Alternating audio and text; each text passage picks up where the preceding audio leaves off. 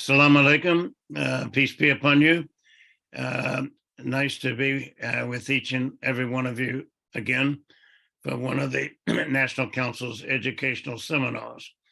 And we like to refer to these as cerebral massages. I'm Dr. John Duke Anthony, and I'm the president and CEO, the founder of the National Council on U.S.-Arab Relations. This is our 40th year.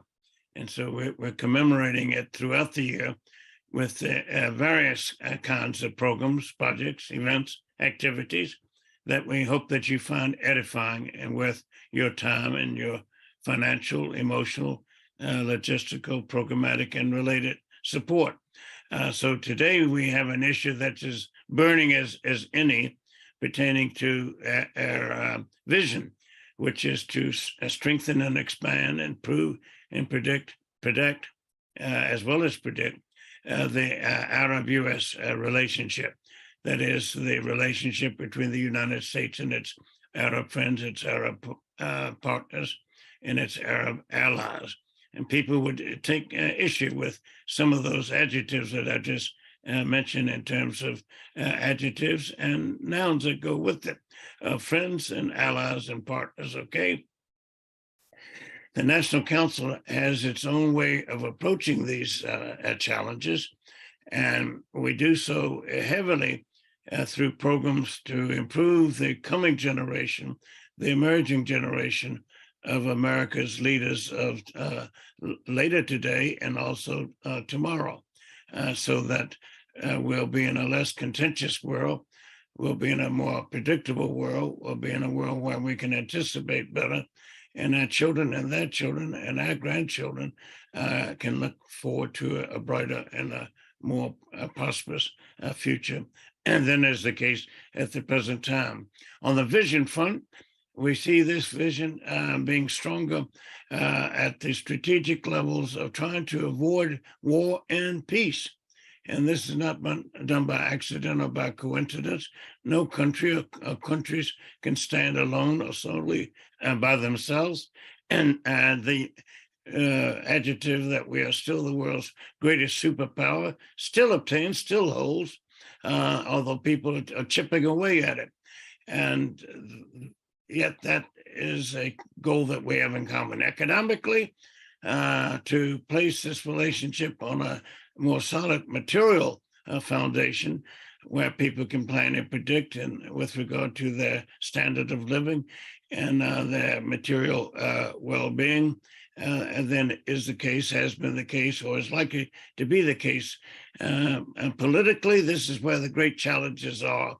And as much because of the domestic politics in the United States in this relationship as it is or has to do with the domestic politics of our partners in the region. But we'll come to that in the discussion period with resource practitioners and specialists as we focus on this contentious topic. The topic having to do with stability in the Middle East, North Africa, Arab North Africa region. These are the vision aspects. Now, how do we go about this? We go about it through one word, namely education, education, education. And we like to think that we're one among other clearinghouses for information and to shoo away misinformation and disinformation so that we can have a clearer picture, a less vexing one, and with which to make intelligent, informed decisions for our discussions and our policies and positions as we go forward. Now, our best program from the view of parents and students and teachers has to do with what is the sister organizational program of the Model United Nations, and as is the Model Arab League. We call it the Youth Leadership Development Program here, and we couldn't be prouder of any more challenging and rewarding program than this. What are we trying to do? We're trying to teach the following skills so that the young people coming into the workforce and going into government service or voluntary activities worldwide can have a greater chance of success and effectiveness. This is 1, 2, and 3. To be able to speak more clearly, rapidly, and effectively in public. To write more clearly, rapidly, and effectively in public. To edit more rapidly, clearly, and effectively in public. All 3 with atrocious deadlines, which everyone complains about, and yet this is life. We have to have these skills. We cannot expect to make progress and to benefit the present, let alone those coming down the road in front of us, were we to try to wing this or try to see if we could achieve it by luck. No, doesn't work that way. And then along those lines is how to organize coalitions in support of your positions, your policies, your attitudes, your actions, your recommended notions of how to go forward better and more effectively than we are at the present. We do this also through taking people to the region. This is past the half-century mark, and viewing myself as others view themselves as being in a university from which there's no possible graduation. Only in the best of days do some of us get an incomplete. Now, the focus on today is a new work by Dr. Anthony Cordesman, who will be the centerpiece, the centerfold of today's session. And we'll have as a moderator, a discussant, and a commentator, none other than David DeRoche. Both of them have had a lifetime of public service there, and each remains close to governmental circles with regard to being consulted and asked for advice and supervisory input and comment on how we can avoid mistakes of the present and those of the near past. So here's the issue that they have focused on. It has to do with the impact of growing military and civilian instability in the Middle East, North Africa region. Geographically, hemispherically, there are 22 Arab countries, 28 Middle Eastern countries, 57 Islamic countries. Now, most Americans, or certainly a large numbers of Americans, if they were given an open-ended ticket tonight to go to this region, they would laugh at the gift giver, saying, no, it's laced with terrorism and extremism and fanaticism. I'll have to write my will, last testament, etc. I take issue with this. 22 Arab countries, okay, 5 of them, only 5 of them, could you call is unstable. And the rest are not. The rest are as stable, if not more stable, than we Americans are here, embraced by, protected by 2 of the world's greatest bodies of ocean, the Atlantic and the Pacific there. Now, if you add the Middle East, where you have 28 countries, you can add in there Iran, because Iran's not an Arab country, but unstable, of course it is. And you can add in Israel, unstable though it is. All right. And then if you add the 57 Islamic countries, you would still have a tiny, the minuscule number of countries that can be fairly accurately described as unstable. So we have David DeRoche, who's going to introduce our speaker. David DeRoche is a distinguished senior international affairs fellow at the National Council on U.S. Arab Relations. He's long been associated with the Department of Defense sections that deal with strategy and tactics at the National War College there. And he will introduce Dr. Anthony Cordesman, who has written 50 books, 50, having to do with matters pertaining to strategy and tactics and looking down the future, and how technology and science and research are the keys to many aspects of unlocking the quest for greater stability and less instability in the region where it counts. David DeRoche has seen service with the United States Armed Forces. He's a parachutist, a Ranger, airborne, and with his high education in London at King's College. David DeRoche, it's all yours, sir. Thank you, Dr. Anthony. It is indeed an honor to once again moderate this discussion with Dr. Anthony Cordesman. If you are following issues of security in the Middle East and you live in Washington, you know that we have the Lincoln Memorial, we have the Washington Monument, the Jefferson Memorial, and Dr. Anthony Cordesman. Those are pretty much our four corners of the infrastructure in Washington. We're here today as the second of two discussions of Dr. Cordesman's most recent work, focusing on the changing aspects of the Middle East. There's a link to this on your invitation and on the event here when it's posted. Please read this, do yourself a favor, but as I always warn people, make sure you are connected to Wi-Fi or else you will a friend of mine downloaded one of Dr. Cordesman's reports on vacation in Central America and got a $35 roaming charge. They are comprehensive, encyclopedic. Before we go into the, we're going to basically skim the wave tops of a work that really requires much more time.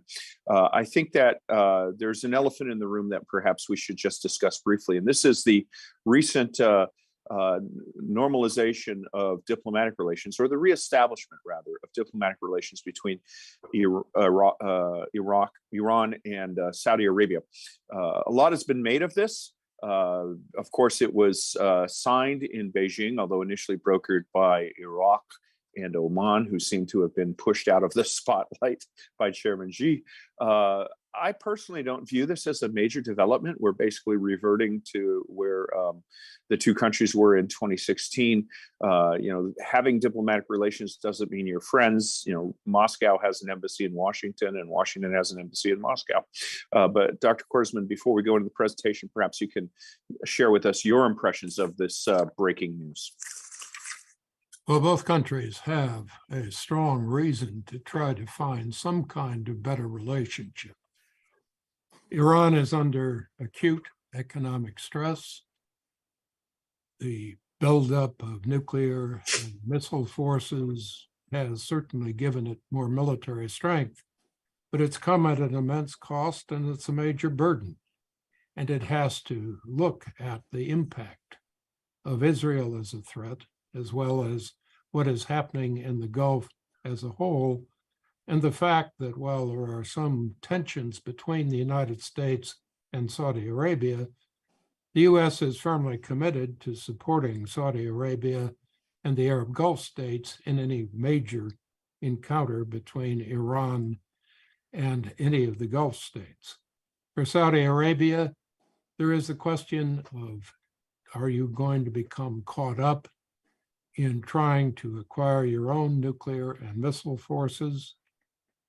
How serious is the nuclear threat? How convincing is the U.S. capability to reinforce Saudi Arabia, and how committed is the U.S.?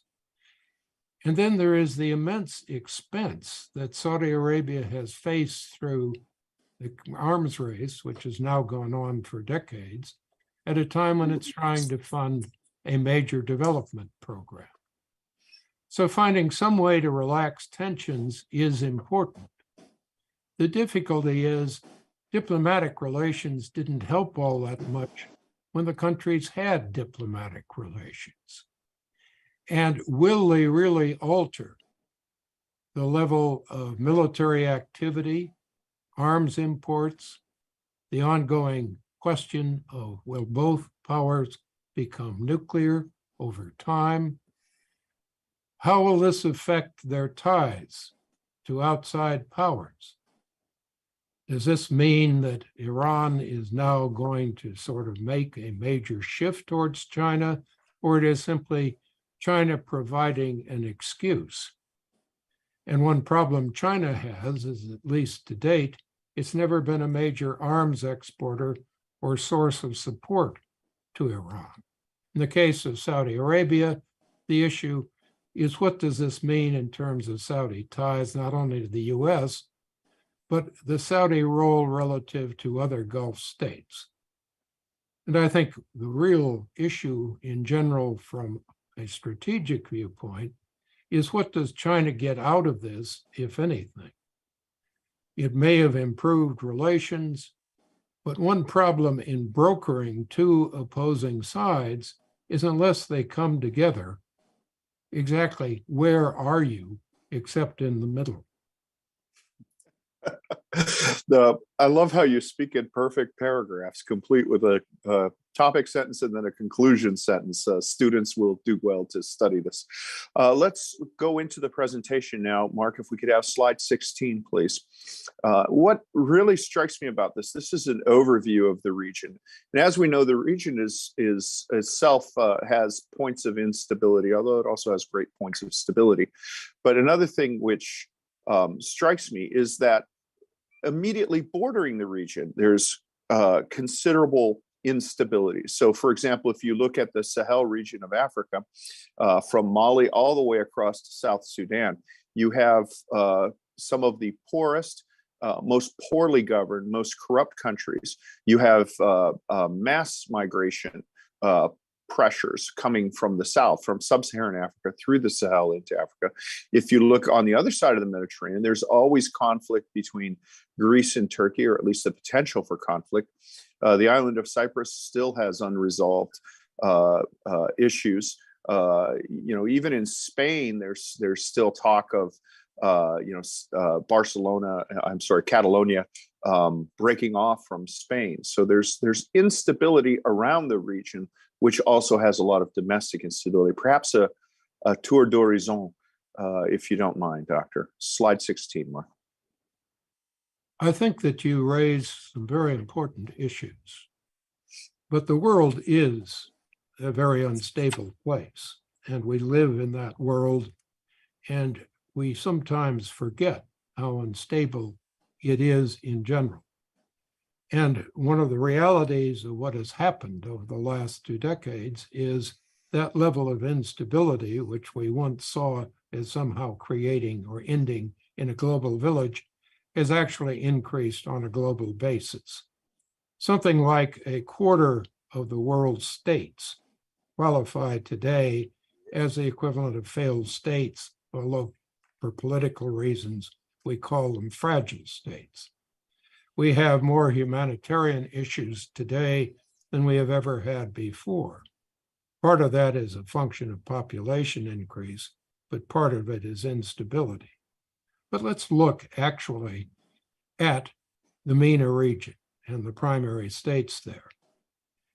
Aside from a few wealthy oil states, particularly Saudi Arabia, Kuwait, Oman to some degree, and the UAE, every country on that map within the MENA region faces major problems in terms of economic development, has to deal with major issues in terms of civil development, internal tensions and conflicts, faces challenges in terms of things like water and climate change. You have massive population pressure, something that most countries today are not even willing to discuss.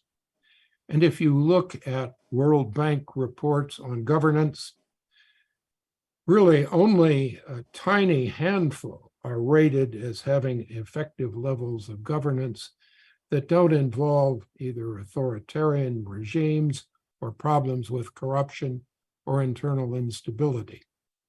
And layered over this, throughout the region, you have a major arms race, the buildup of military forces and internal security efforts, which now are to some extent driven more by internal instability than conflict, but you have civil wars and conflicts throughout the region.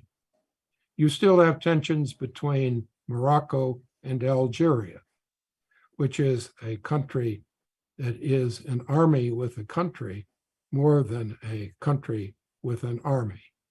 You have an ongoing civil war in Libya, which has been damped down, is now less violent, but you have no clear pattern of instability.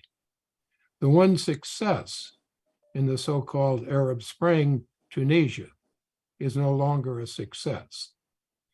You have a successful but largely authoritarian regime in Egypt, again, a major military buildup in a country that needs economic development and whose population pressures have grown.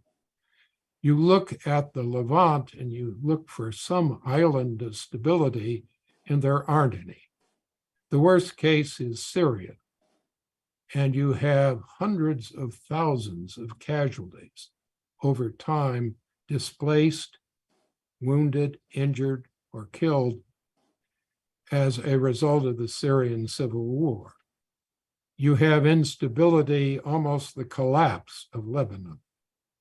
You have a revival of Palestinian and Israeli conflict.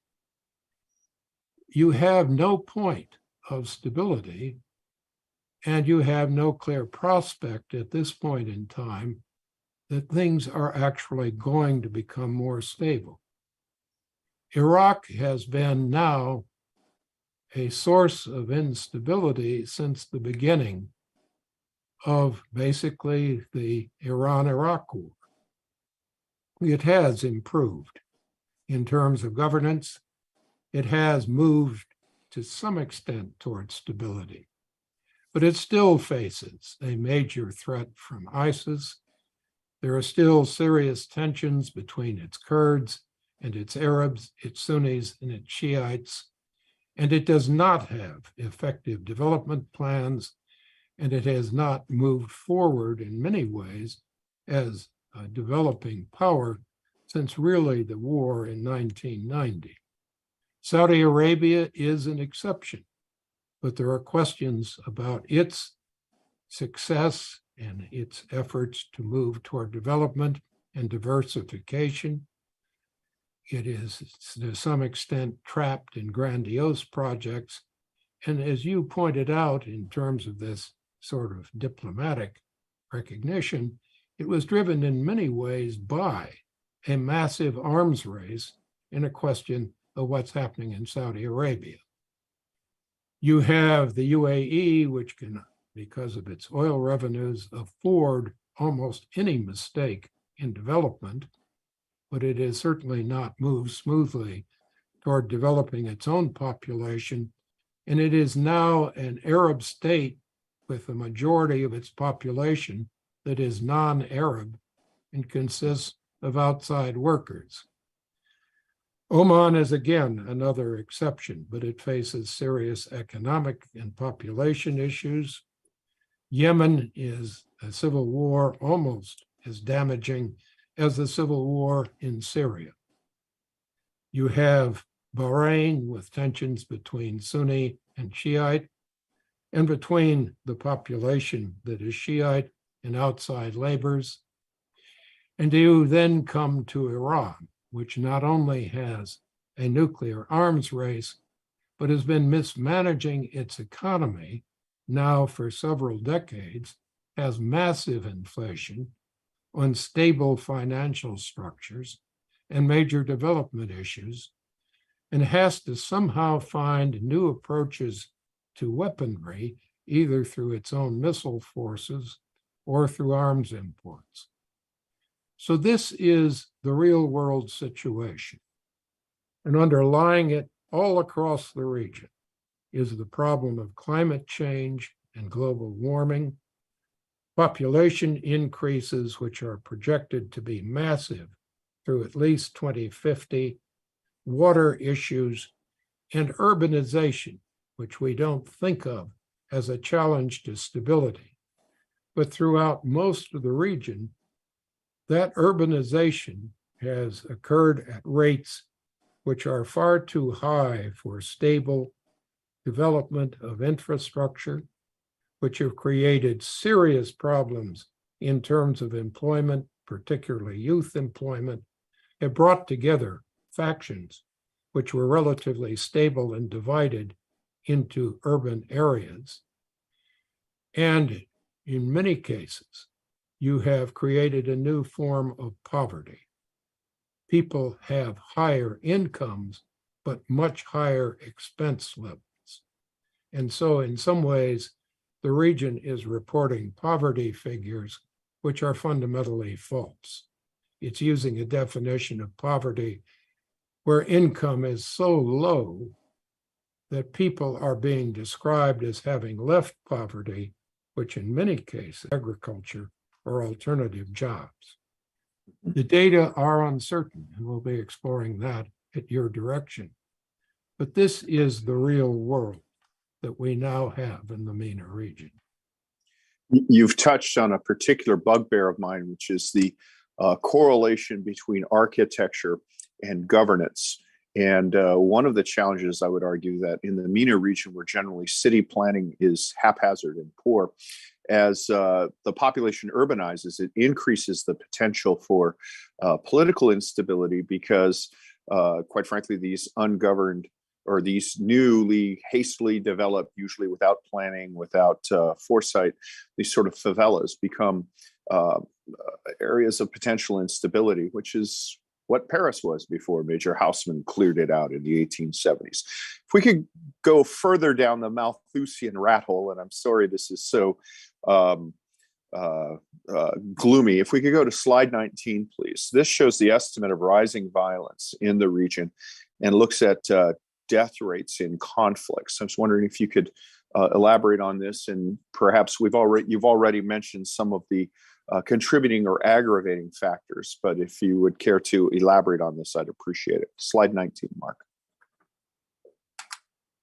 I think as we look at this slide, you see basically a rising peak that was driven by civil wars, particularly Syria, wars in Libya, Yemen, internal conflicts that drove instability in Iraq, particularly because of Islamic extremist movements.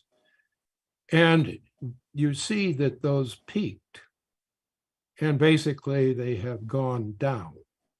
So in that sense, violence, rather than development, is not the problem that it once was, in fact, was only a few years ago.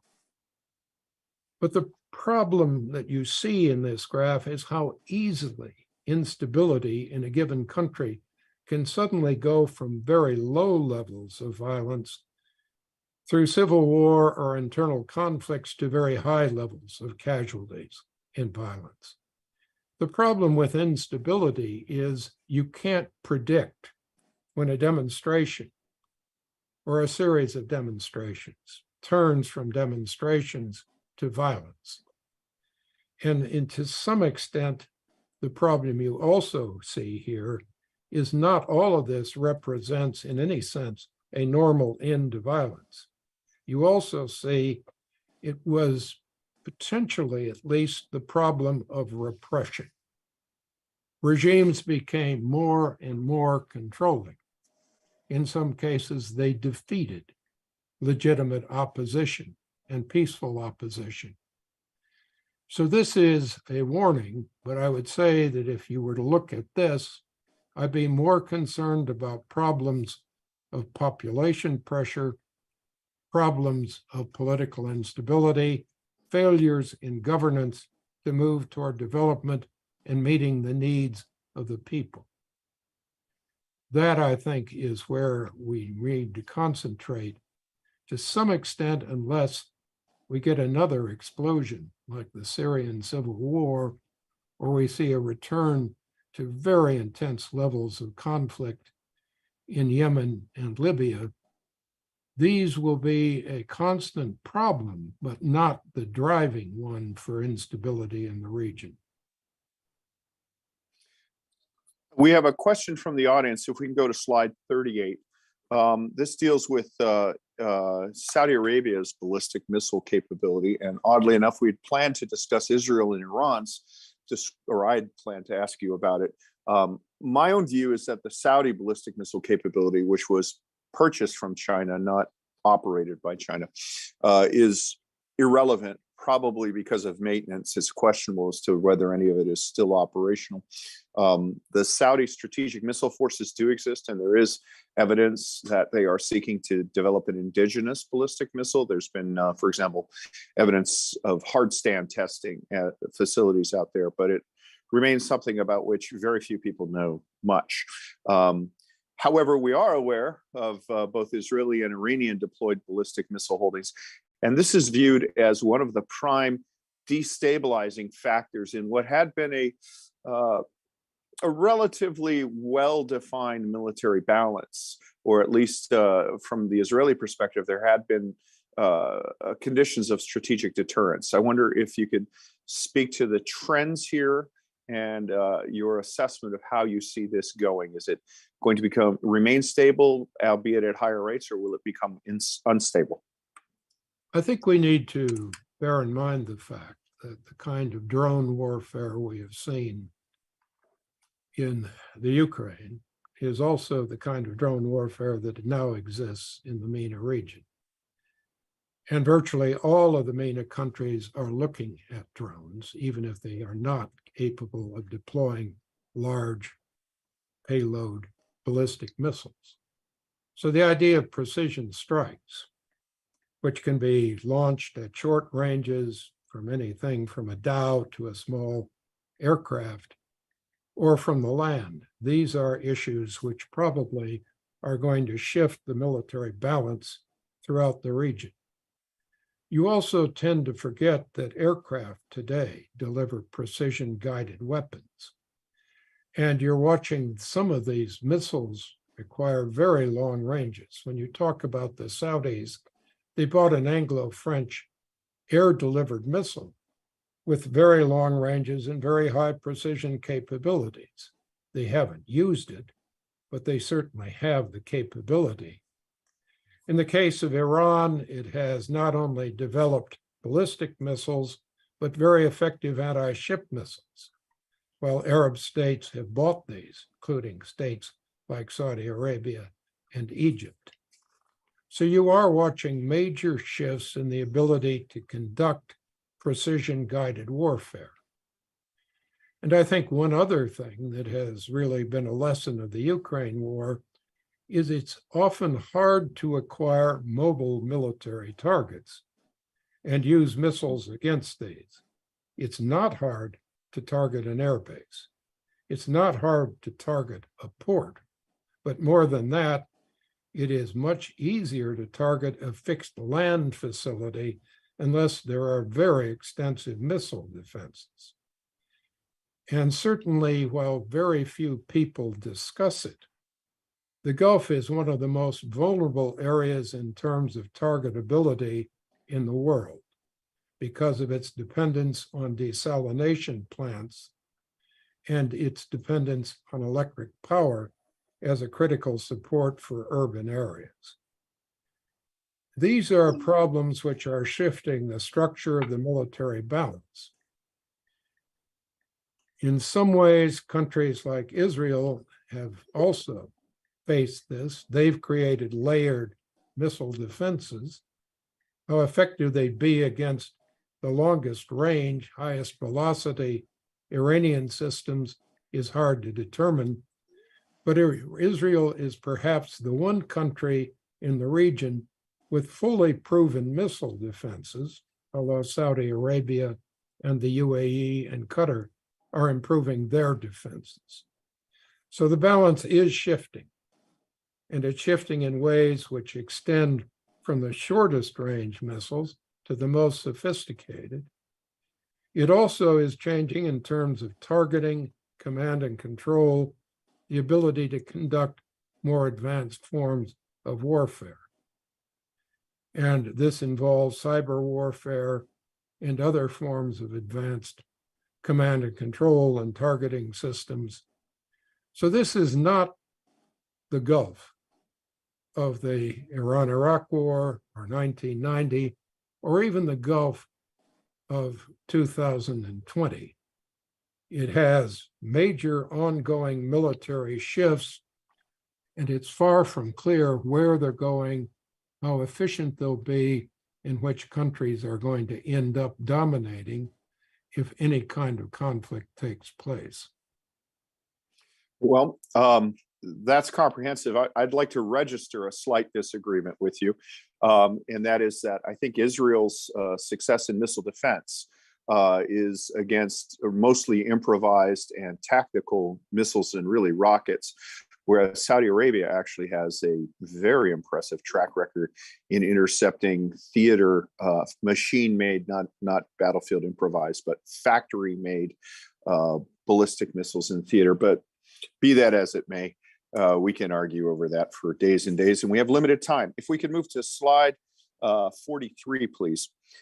This is an overview of defense spending in the MENA region. Now, one of the points I always feel compelled to make out here is when you look at dollars, you can make analytical errors. People, Americans and Western Europeans particularly, assume that any military spending is a bad thing because that's just in our blood.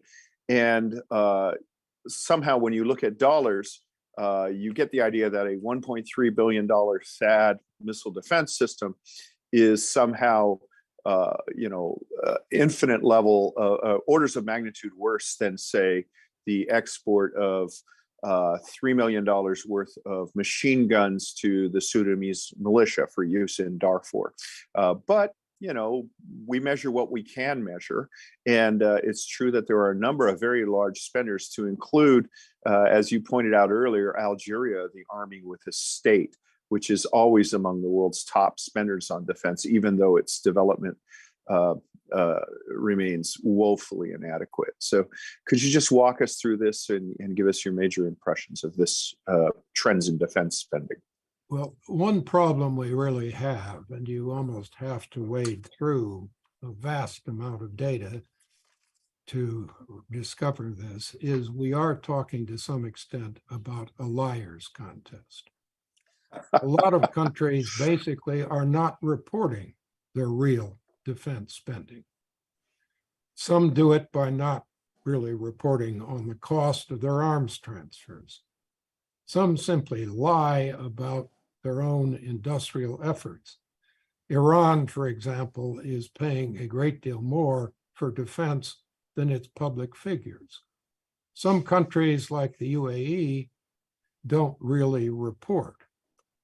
But you certainly, when you talk about developing countries that are spending something like 2 to 3 times the amount of their entire economy on military forces and arms transfers as any of the NATO European countries are, the problem isn't so much that arms are wrong. You have to defend and deter.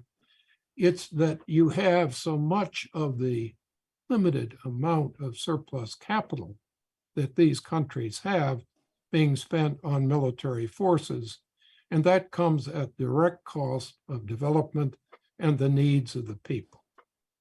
And that is a problem throughout the region, almost regardless of what the numbers actually show. There is a question for countries like Egypt, for example, which is doing a very good job of developing some of its military capabilities, as to exactly what the cost is in terms of civil development and civil needs. Countries like Oman are honest about their defense spending, and those spending figures are a very high share of the economy. The same is true of Algeria.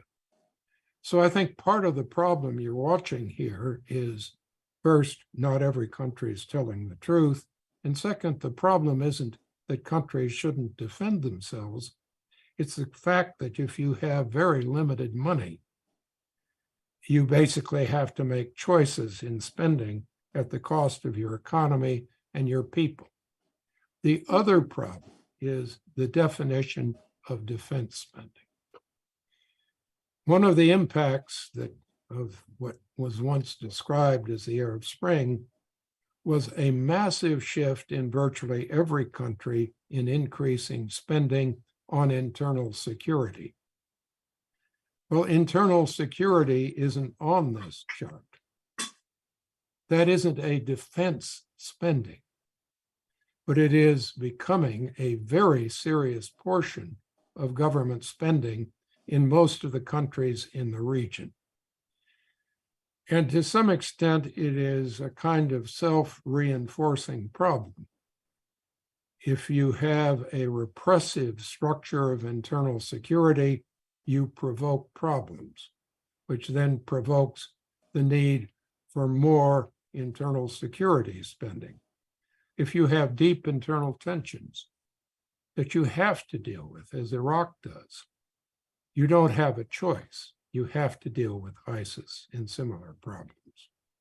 If you're a desperately poor country, as Yemen is, you can't afford internal security. So for all the talk of the Yemeni civil war, you have a whole series of other conflicts within Yemen for which there's no ability on the part of the Houthi or the government to actually provide any types of security. Yeah, it's really interesting. I mean, one of the things I always tell people is that the Saudi Ministry of the Interior, not Defense Ministry, employs more people than the total Qatari population of Qatar by a factor of, I think almost twice as many. So yeah, there's internal security is definitely a big thing, and it's hard to capture because it's spread out. If we can go to slide 47. Now here we see some people who do benefit, and this we can track with a degree of fidelity because arms suppliers usually report their figures.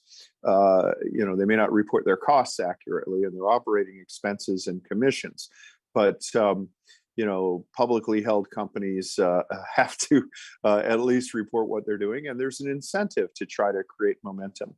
So can you speak about the legacy of arms imports and how that's evolving? Well, as you can see from this set of graphs, you've had a steady increase over the years in arms imports. The problem you have to bear in mind here is that the United States used to provide an annual report on actual arms imports. To be honest, suppliers often lie. They often claim to have made major sales because that impresses other clients and because it indicates that they have successful systems. Time and again, they also have proposed contracts, which are not actually completed, while the real contracts that are completed are not being publicly reported. They often involve imports that violate sanctions, or they're indirect, they're components in similar sources. So what we have when you look at this graph, and it's very important that anybody involved in this understands this, is what is today an estimate made by a Swedish research center called SIPRI. That doesn't represent actual spending or contracts in any way. It is an estimate basically by SIPRI using standard prices of what the changes in the military forces in the region are estimated to cost if you include these standard prices. And it does not include a great deal of service spending and spending in areas like command and control and electronics. So we really don't have any clear estimate anymore of actual spending. There's no source that anyone now looks at that really does report on defense spending in a comparative way. And the only country that is legally now providing detailed spending that's relatively honest is the United States, simply because there's a congressional mandate that reviews any major arms spending. No European country does. Russia and China certainly don't. All I can say about these numbers is that they reflect, again, this type of capital spending has to come at the cost of development and spending on the civil sector. The one thing that does show up is in these lines on the bottom, something that we often forget in the United States, that when we try to sanction or reduce arms imports, other people sell them. So you see these lines shift, and quite honestly, trying to restrict US arms sales almost never really has the intended effect. We tried to put pressure on Egypt, for example, in doing this, and they simply turned back to Russia and to other sources of arms. The one point that I think also is clear here is so far, China, for all its advances, is not a major source of arms sales. It has provided technology and components to countries like Iran. In that sense, it is going to be a more important source in the future. But unlike Russia, for all its weaknesses, it is not a major player in the development of Gulf and other Arab military forces. Yeah, good point. And you touch on something which, when I speak to academic groups, they're astounded by. Most people inherently think that the United States is pressuring countries to buy weapons, and actually it goes the other way. They ask for stuff and we usually deny it to them. There's far more denials than approvals. If we can move quickly to slide 57, this is a kind of rough slide to view, but I hope it's clear over it.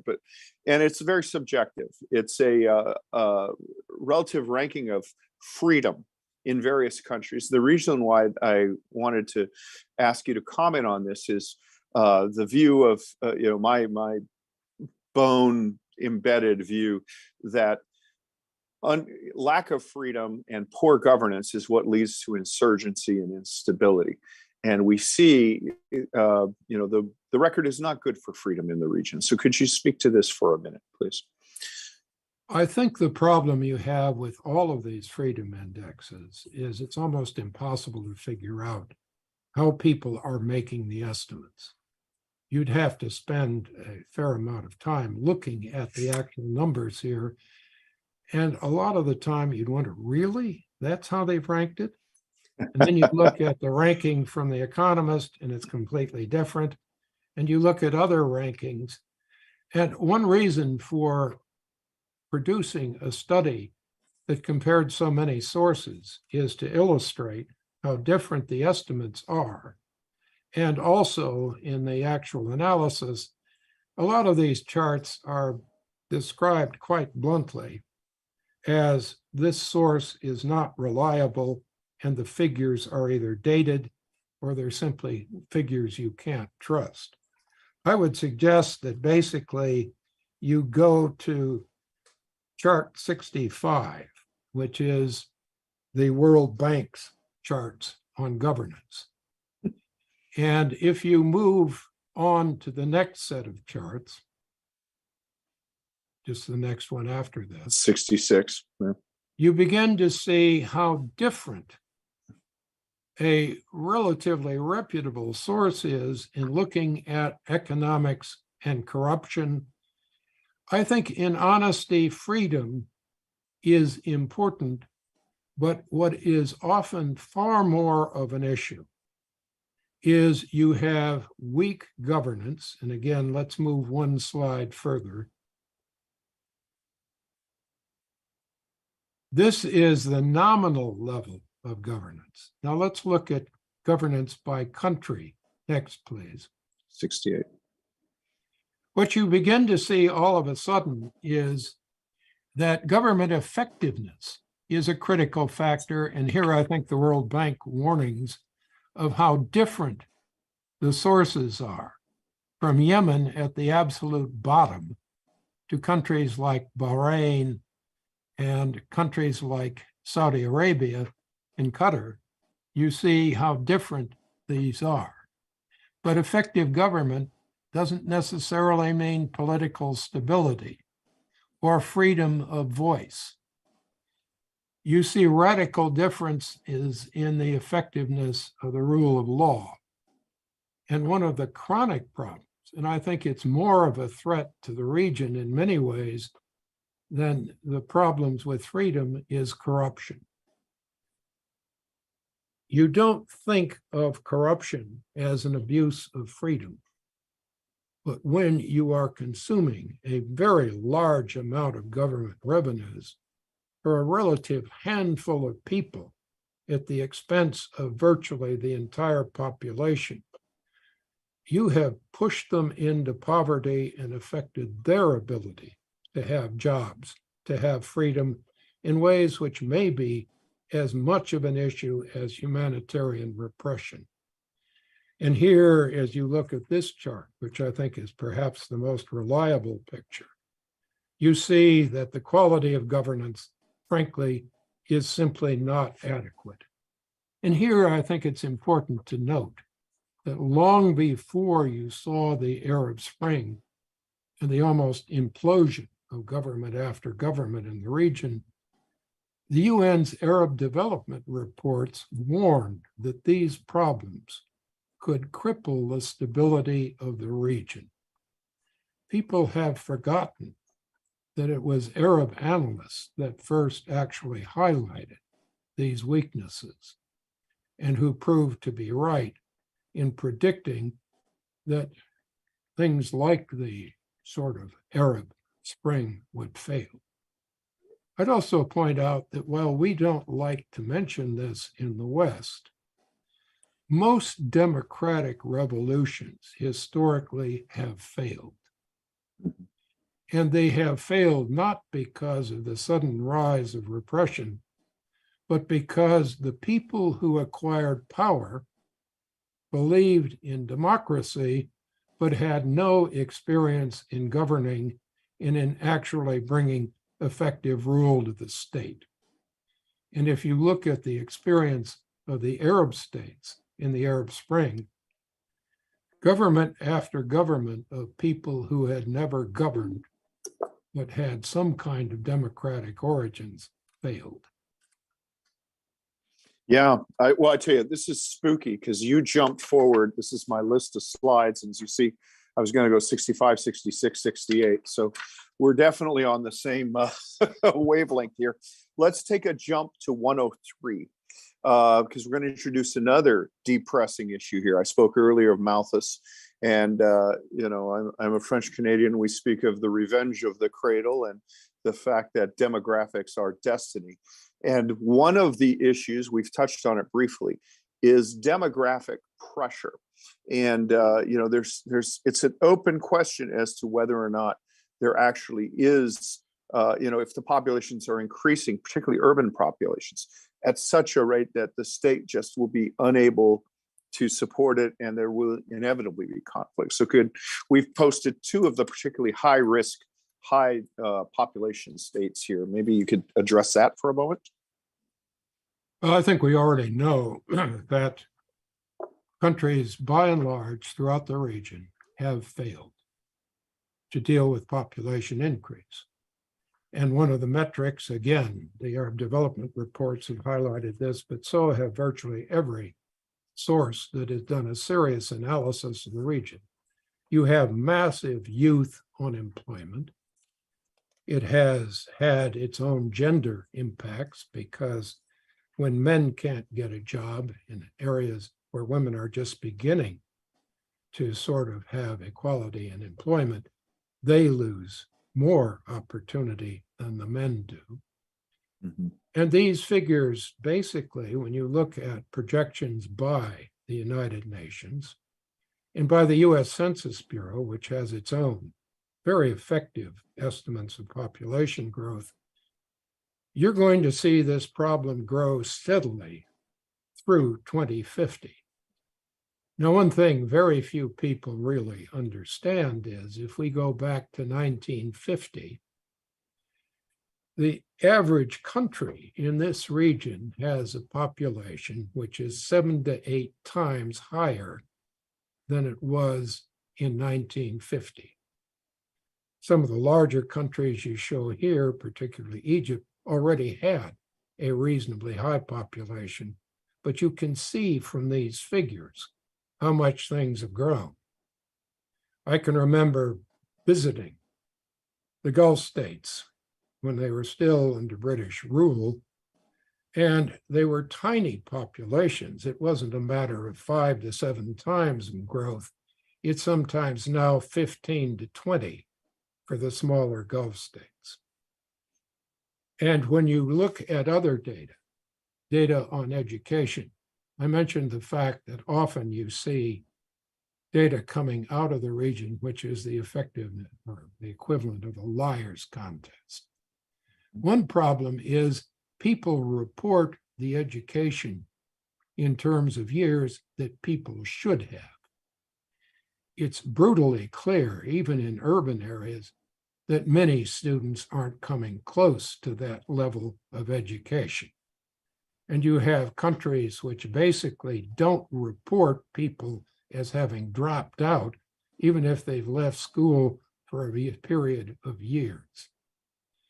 So one difficulty is with population growth, you're watching a body of people grow up, which because of war, tensions, all kinds of other sources are not being educated. The other one is age. We have a crisis in the US of people of 65 and over that don't have pensions and adequate income. In this region, you have what's called a dependency ratio. People don't have the health standards to keep working, even if they wanted to. So population growth is creating a whole new class that's the product of improved medicine of older people who are dependent on younger workers who in many cases can't get jobs. Yeah. Depressing. Let's keep the chuckles rolling and move to slide 124, which deals with water scarcity.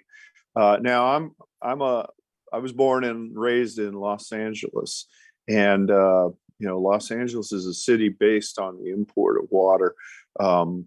Prior to the genius of James Mulholland, there were probably about 200,000 people living in Los Angeles County, and now I think we're up to about 6 million. So this is a global problem, but it particularly strikes these regions hard. One part is the genius of Mulholland is very rarely occurs, but just the geography is not amenable to an easy solution. And of course, the political implications are brutal. Can you speak to this for a moment? Well, it is a critical problem. You can today, in most countries, find enough water to meet popular demand. But a lot of it is fossil water. Mm-hmm. You're going to exhaust the supply of underground water, and it would take sometimes centuries to replace, given the natural rainfall, assuming there is no such thing as climate change. And climate change has already had a major impact, even in countries like Iraq and Iran. You have serious problems in terms of shifts in agriculture.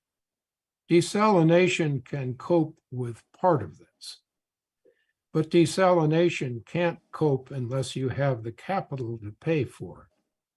And many countries can't afford desalination at the levels they're going to need in the future.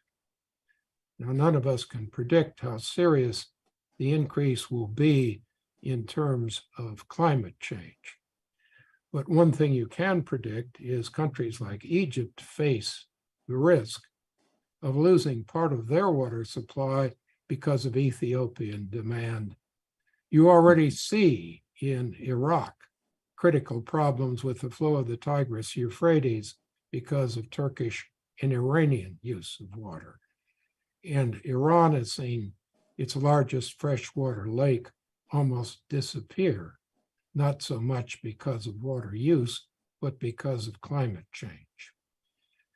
So these are problems which also interact in cost with other aspects of development and affect investment and outside supply.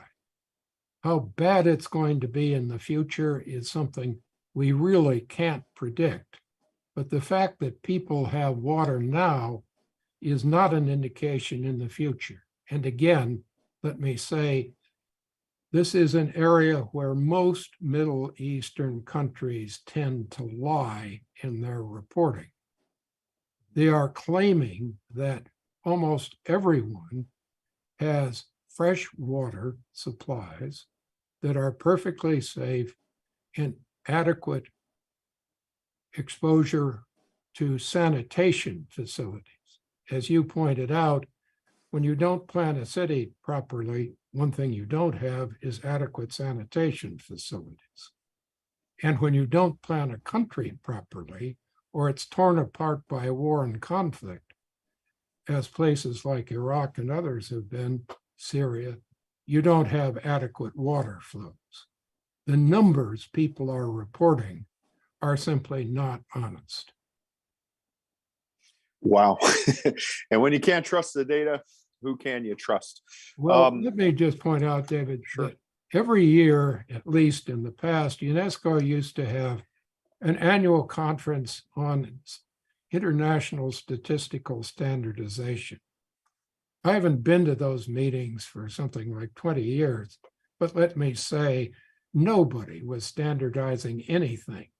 And international statistics are probably more important from their lack of credibility than their ability to be used reliably in planning and studies.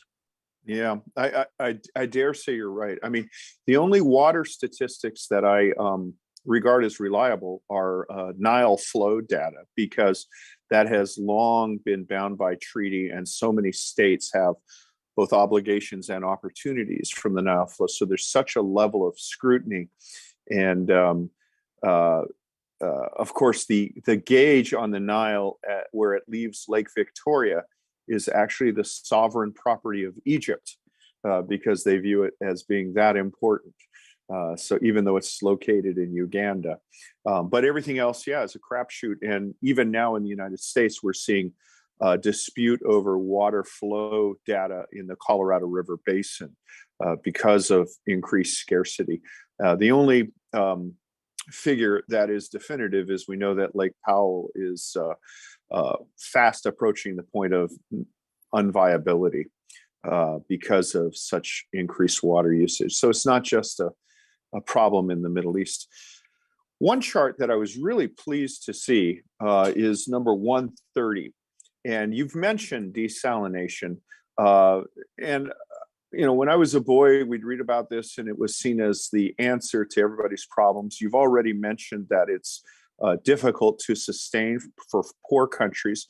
One of my concerns about desalination is that you could accurately describe it as localized hypersalination, at least in the area where it discharges. And, you know, just recently, going back to another, you know, the arid climate I know best, greater Los Angeles, the California Coastal Commission rejected a proposal for a desalination plant in Huntington Beach, California, because of concern over the discharge. But I've never seen before, until this moment, an accurate assessment of desalination as a vulnerability. And I think that this is a concept that's not generally well known, even to students of the region. So perhaps you could talk about this for a few moments, and then we'll take some questions. Well, the problem you get into is the mix of vulnerability. It has environmental effects. It has a direct impact, of course, on the other abilities to invest in defense. But these are small, highly concentrated facilities in terms of military strikes. And if you knock one out, you can't replace it. There is, at least in any quick sense. And again, one thing to remember is 20 years ago, we didn't need to worry about missile strikes which could precisely hit a static target. Well, one vulnerability not only of desalination plants, but virtually every energy export facility and power facility in the region is they're now not only vulnerable, but unlike military facilities, they're not secret. You can estimate exactly where there is a long lead component that could take months or years to replace and strike it with a missile. And all you need is access to a worker with a cell phone to get a precise GPS coordinate. So this mix of vulnerabilities is critical. The other is, obviously, these are desalination plants. Well, to use them, you have to have piping, and you have to have a highly expensive distribution system, and you have to feed the water effectively to population centers. Again, these spots on the map are a small part of the story. Yeah, it is fascinating to me. I mean, and then there's other associated infrastructure just for pumping. People look at the pipelines; they overlook the burden of pumping, which is massive. Particularly if you're, most of these areas, the desalination plants are located on the coast. Population centers are inland, so you're going uphill. And very few places are as fortuitous to have the downward slope from the Sierra Nevada into Echo Park, Los Angeles. We have a question from the audience now, so please feel free to submit your questions to the email we have there, and I will go through as many of them as we can.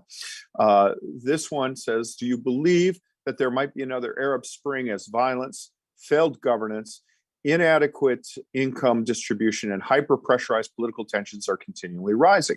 If so, do you believe it will be more success than in 2010? And what would make it different? What would the United States' response be to a particularly violent protest? Well, I think if it is a protest, there's not much the United States can do. If it is a terrorist or extremist group that's relatively narrowly based, we can certainly work with the government involved. We can work on two levels. We can help with counterterrorism, but more than that, we can provide help in terms of improving development, supporting the country, encouraging the kind of reforms that are necessary. But we've learned the hard way that nation building is not something that is easily done from the outside. If a country doesn't really develop its government on its own, if it does not respond to the needs of its people, even if you do occupy the country, as we did in Iraq, you can create a structure as long as you're there that may meet the most urgent needs, but you don't really create the transfer of an effective capability. What's happened in Iraq is it's had to evolve, and it's evolved through essentially two follow-on wars to the invasion of 1990 against ISIS and against different factions within the structure of Iraq. We saw that failure in Afghanistan. It's also true in general that when you look at the impact of the IMF and the World Bank, and it's been very positive in terms of suggesting and helping countries plan. Relatively few countries have actually reacted by implementing the kind of planning and development that's needed. So if you have essentially another set of political upheavals, and they're upheavals by people who have never governed before, who don't bring together the factions within a country, which was the case within Libya. Certainly there was no movement toward unity possible in Syria. You didn't see unity inside Yemen or unity inside Iraq. you easily can see a repetition. Now, is some form of instability in a given country likely? Yes. Are people likely to repeat the kind of very broad mistakes that you saw during the Arab Spring? I think that was a one-of-a-kind case in which people with absolutely no experience in governance were often elected to positions that they had no capability to fulfill. But quite honestly, when you talk about failure in terms of structure, a country that has not had this violence, Lebanon, is almost the worst example right now in the Middle East of governance and development. You've seen essentially a political structure almost destroy the nation's economy in the course of a several-year period. So you don't always get violence in demonstration, but you can get failure. Yeah, failure comes easily, it seems. We have another question from the audience. This is from Stefano Deledi. He said, it's kind of a methodological question. Should we analyze value of supply versus type of weapons systems supplied? How many low-cost weapons are supplied when we compare them to the cost of a ship, a tank, a plane, or a missile system? I think this gets to my point about, is a $1.3 billion THAAD missile system, 1,000 times more destabilizing than $3 million worth of automatic weapons provided to the Sudanese militia? I think the answer is very simply, you look at the entire mix of weapons and the problems in a given country, you look at the potential threats, and you look at the internal instability involved. And yes, it's certainly true that an awful lot of the killing is done by relatively simple weapons and done basically really by repressive internal security efforts. If it isn't killing, it's displacement, it's authoritarian interference in civil society.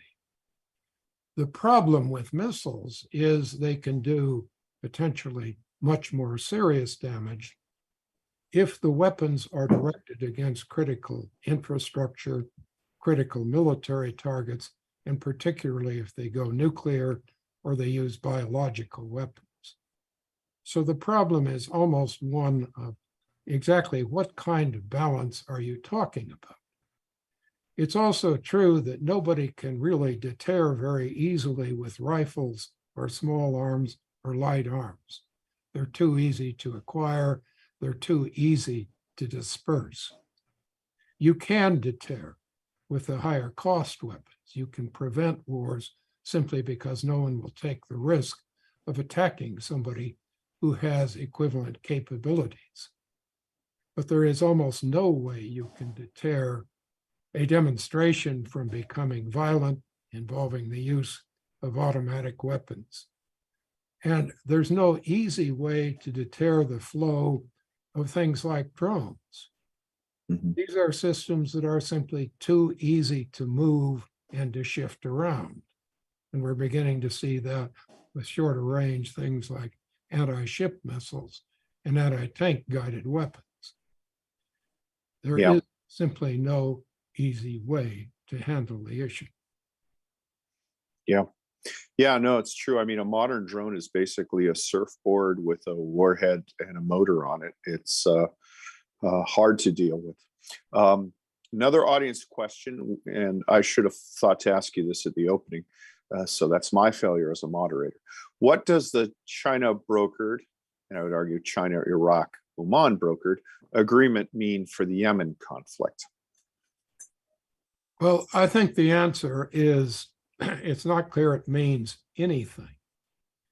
I think that basically Saudi Arabia and the UAE have basically reached the conclusion that there is no way that they can actually win by restoring the supposedly legitimate government of Yemen. And frankly, having a one-candidate election that elects the vice president of the former dictator is not necessarily a particularly credible approach to democracy.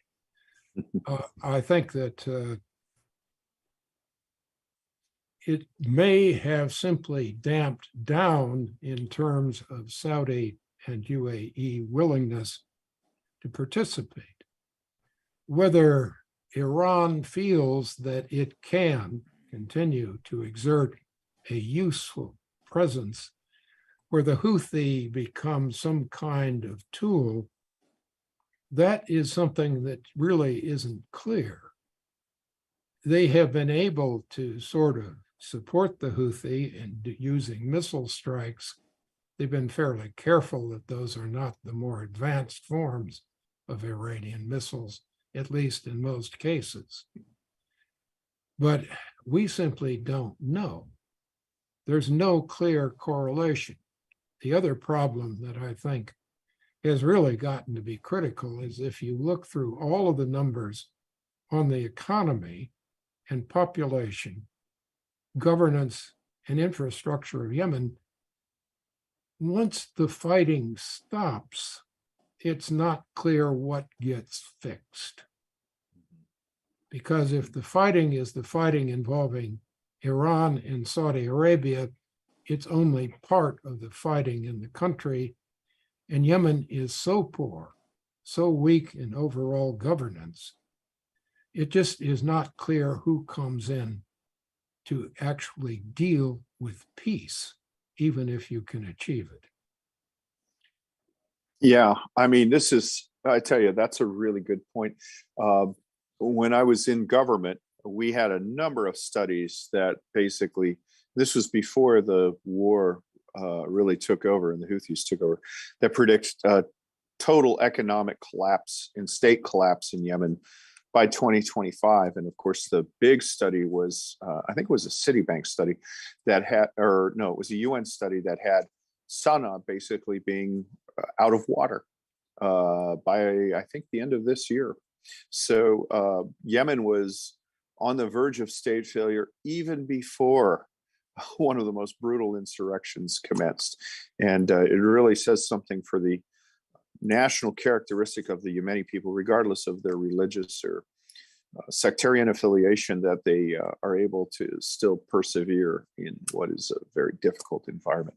Another audience question.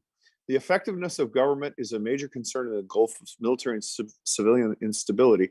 How can newer government systems work to increase their effectiveness? Would an increase in minority representation help? If there were to be a training educational efforts to boost newer governors' effectiveness, who should oversee them?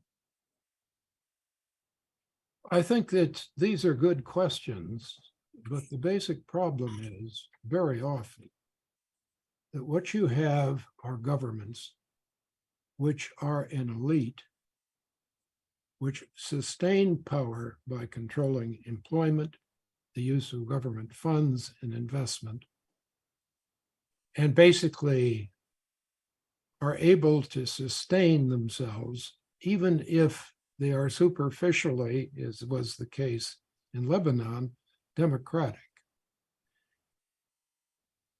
Training people to become sort of civil servants is not usually particularly useful unless you already have a structure of government that is committed to honest development and which is committed to meeting the needs of all of the people. Bringing in token minority representation may simply mean that you have a minority elite that is benefiting at the same expense of its people that the other elite was. So it's not an easy answer. Governance has to be essentially built from the top down to be effective.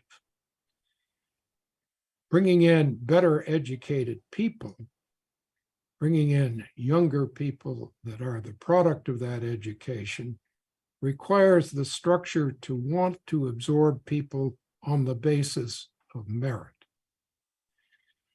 And in far too many cases, you are hiring younger people on the basis of family connection, ethnicity, sect, political contacts, tribalism, and often you are hiring them in ways which are remarkably unproductive. Iraq, for example, has probably the most inefficient or unproductive state sector in terms of cost of any country in the Middle East, and one of the worst uses of its assets in the world. This is no mystery to economists in Iraq. And they've got some very, very good ones, because I heard them brief and provide these numbers in detail.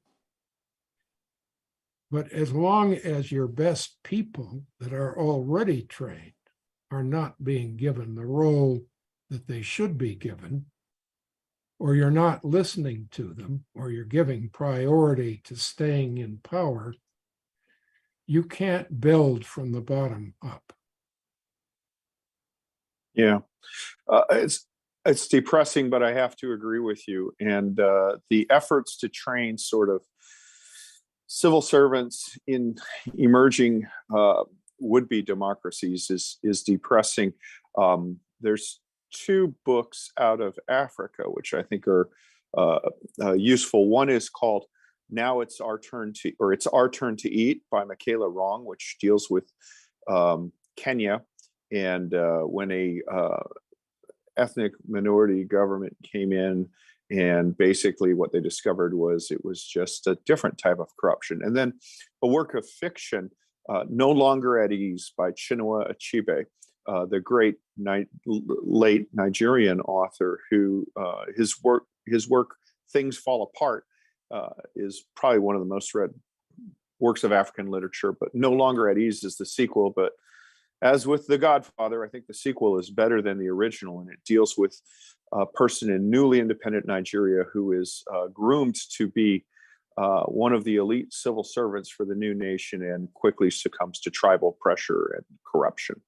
I think this will be our final question from Dr. Rob Renfro, who has fond memories of flying next to you from Riyadh to Jeddah in the 1990s.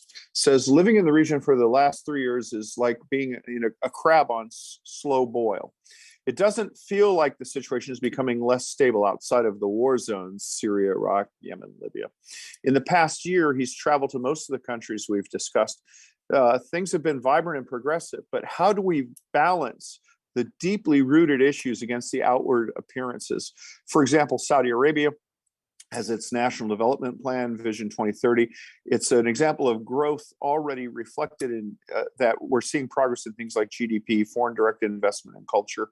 But is this, now I'm adding on this, is this merely Potemkin development? Are we missing the real situation? Will the fundamentals of geography and demography undo the best efforts of visionaries such as those who wrote Vision 2030? I think what we have seen is that we have been able to counter some of the worst violence in the region and move countries back toward some level of progress. The exceptions still are Syria to some extent.